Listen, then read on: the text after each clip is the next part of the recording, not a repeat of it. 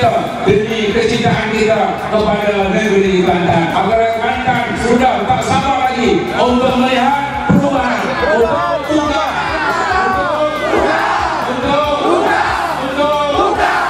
dan kita mampu menggerakkan negeri Kelantan. Ini menunjukkan bahawa kita mampu untuk membawa kejutan besar kepada negeri Kelantan. Yang pertamanya berjihad untuk pastikan kita, negara kita aman. Berjihad untuk pastikan orang lain, orang Malaysia bersatu padu. Jihad pertama ialah untuk jihad perpaduan, menyatu padukan kita semua. Jihad kedua ialah jihad untuk menentang kemunduran.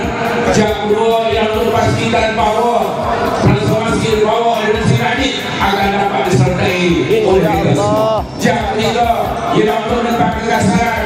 Kita tidak mahu budaya kasar berlaku dalam negara kita ini. Kita akan reda orang yang mulia di Pulau Pinang menunjukkan dan menunjuk kepada Seri Paduka Baginda Raja Permaisuri Agong. Ini berlaku kerana DAP ini disokong kuat oleh Menteri Besar Kelantan Datuk Nazim. Oleh kerana DAP ini semua besar kepala, Elizabeth Wong disokong, QDC disokong, Kapasi ada berdiri, ada kakak sekalian.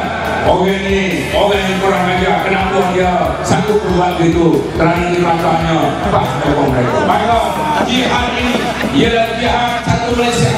Jihad untuk memastikan bahawa kita bersatu, kita aman. Yang lebih penting sekali, kita tak tahan lagi 40 tahun, bukan 20 tahun, tapi 22 campur 16 bulan. Jadi 41 tahun kita di bawah. Maka ini rakyat Kelantan sudah tunjukkan mereka.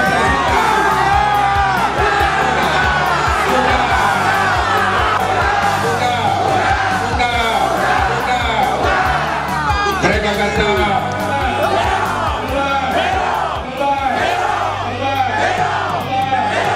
pastikan bahawa kita akan tawan kepada orang lain.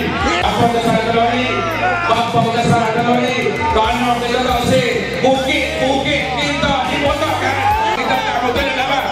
Kita tak mahu bukit-bukit kita dibagi pendengar remeh. Kita tak mahu bukit-bukit kita dibagi pada DAP. Itu sebagai tunggal. Kita ingin membawa perubahan. Dengan semangat ingin membawa perubahan. Semangat untuk menyelamatkan alam sekitar. Semangat bagi sokongan padu kepada gerakan ini untuk menunjukkan bahawa kita sudah bersedia untuk ubah, untuk